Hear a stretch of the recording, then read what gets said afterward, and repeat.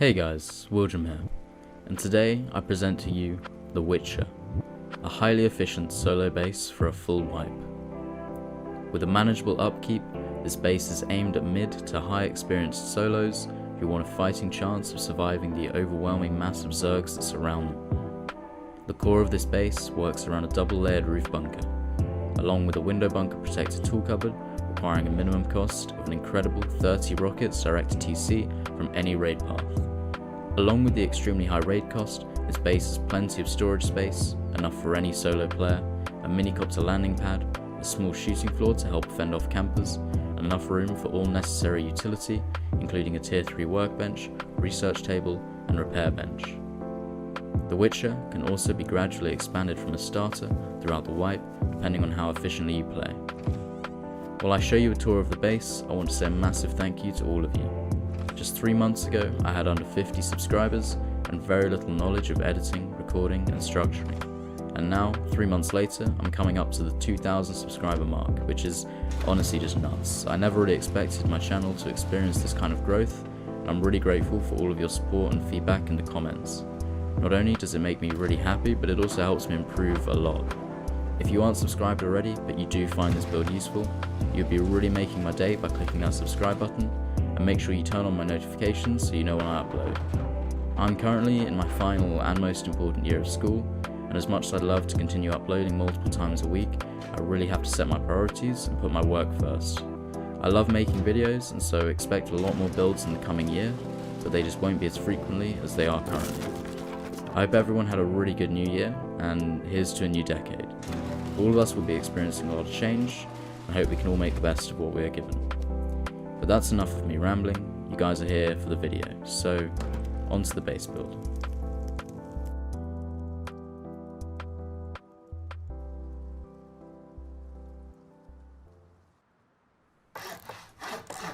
We begin with a very simple starter. Just 2 triangle and 1 square foundations with a wooden double door placed at the front and all upgraded to stone.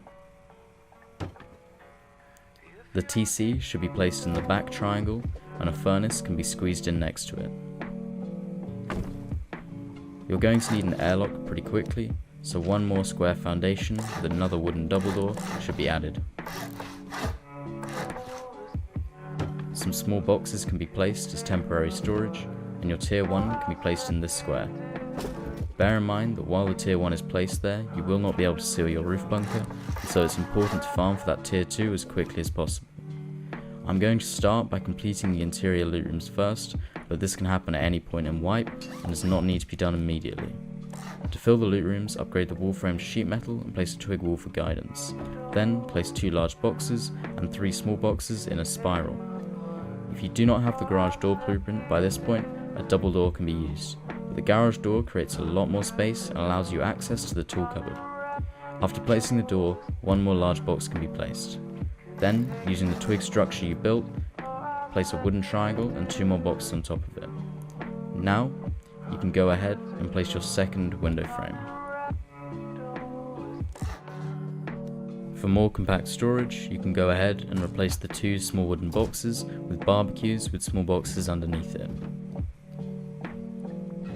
I'm now going to upgrade the core to how it should be in its final form, but remember that it can be left in stone and upgraded slowly throughout the wipe. The initial starter you built should all be upgraded to armoured, and remember to not forget the foundations.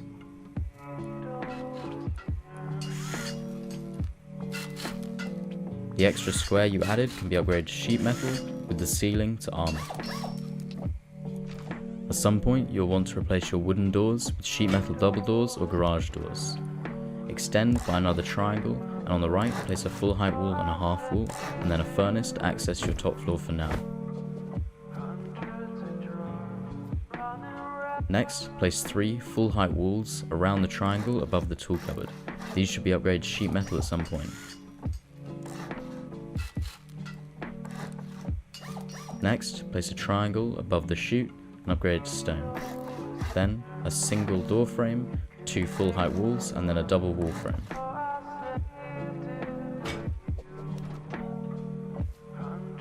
For now, twig foundation can be used to access your front door. Once you have the garage door blueprint, jump to your top floor, and then finish your chute. For here, the garage door blueprint is actually necessary, as you will not be able to jump through and access your top floor, as the double door will block you.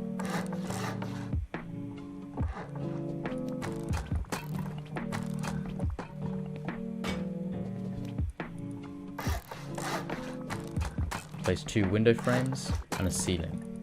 Then reinforced window bars should go in. Then another wall frame should be placed. For now, a double door can be used, but later it will need to be replaced with garage door. Once you have the garage door, you can replace the double door with the garage door. Now you can actually access your very top floor. Now that you have access to the top floor, you can completely seal off your second floor. This should all be upgraded to sheet metal at some point. Place a half wall, then a triangle on top, remove the half wall, and upgrade the triangle to stone. For now, a tier 2 can be placed here and just furnaces, although later you'll be placing your tier 3 where the furnaces are now. You'll need to upgrade the whole of this core to sheet metal.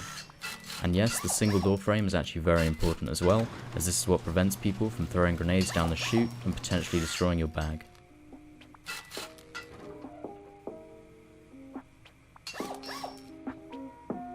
The only triangle that needs to get upgraded to armoured is the one directly above the tool cupboard, 2 floors up. Now, this normal triangle honeycomb is going to be added fully around the base. I'm adding the honeycomb straight to sheet metal, but it can be done in stone first and upgraded to sheet metal later.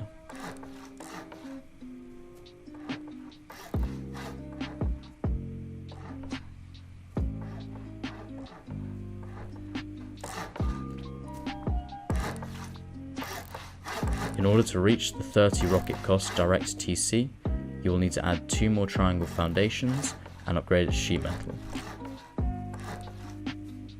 Then, add 2 more triangle walls above the tool cupboard.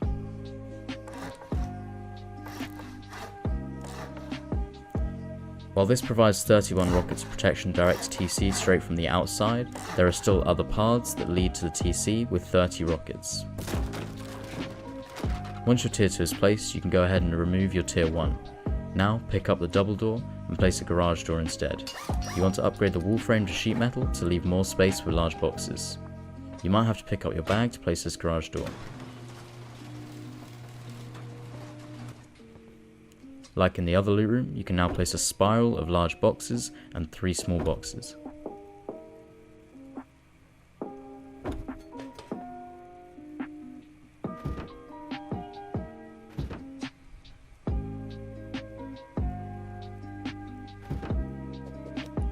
Pick up your furnace, head outside and place the following twig construction. Jump on top of the twig, and then you will be able to clip through a twig triangle through the wall. Now from the inside you'll be able to place your triangle and upgrade it to wood. The sleeping bag should be placed on top of here. Sometimes it can be quite tricky, but you should be able to get it.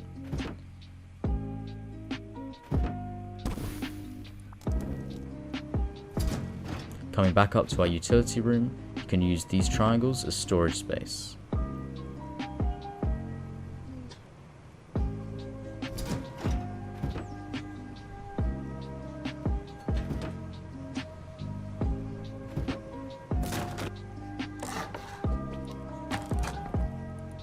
Place a window frame and reinforce bars in them.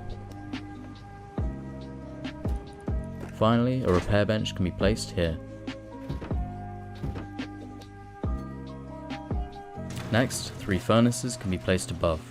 It's important that they are far back enough that you can still place the roof underneath them. When you come to log off at the end of the day, place 2 reinforced window bars next to the tool cupboard. Then, a twig floor can be placed from underneath, and then the roof can also be placed from underneath. Then, head through the door and upgrade just the roof to sheet metal. Then, head back to the bottom of your bunker, place another twig floor and another roof, and upgrade that roof to sheet metal as well. Now you have 2 roofs leading to your bunker. We need more honeycombing around the main loot room to ensure that it's still 30 rockets to the tool cupboard, so to do this we're going to add a mixture of triangle honeycomb and roof honeycombing. I use roof honeycombing rather than normal square honeycombing, as it takes slightly less stone to build.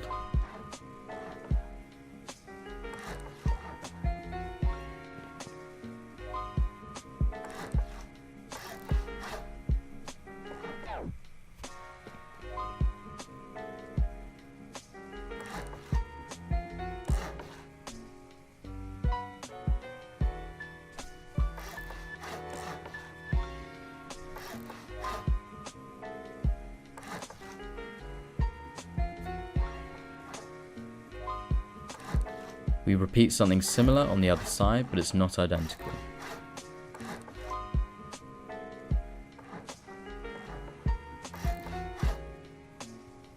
The rest of the build can all be done in wood, as it's cheaper and reduces the upkeep cost.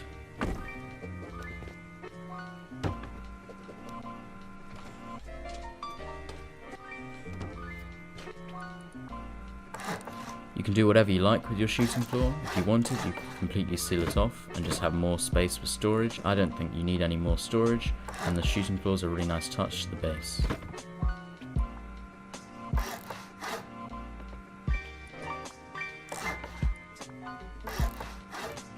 There's a single door frame to access your helicopter pad,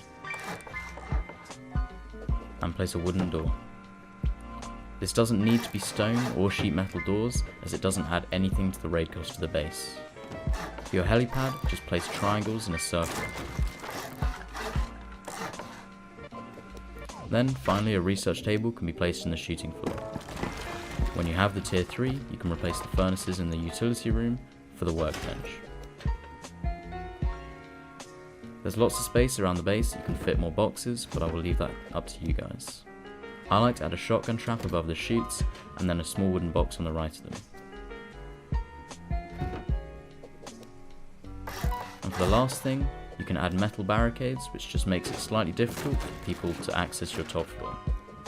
It isn't necessary, but it's a nice little touch to the base. And that's pretty much it, guys. If you made it this far, I really appreciate you watching the whole video. I hope you enjoyed it, and I will see you guys in the next one. William, out.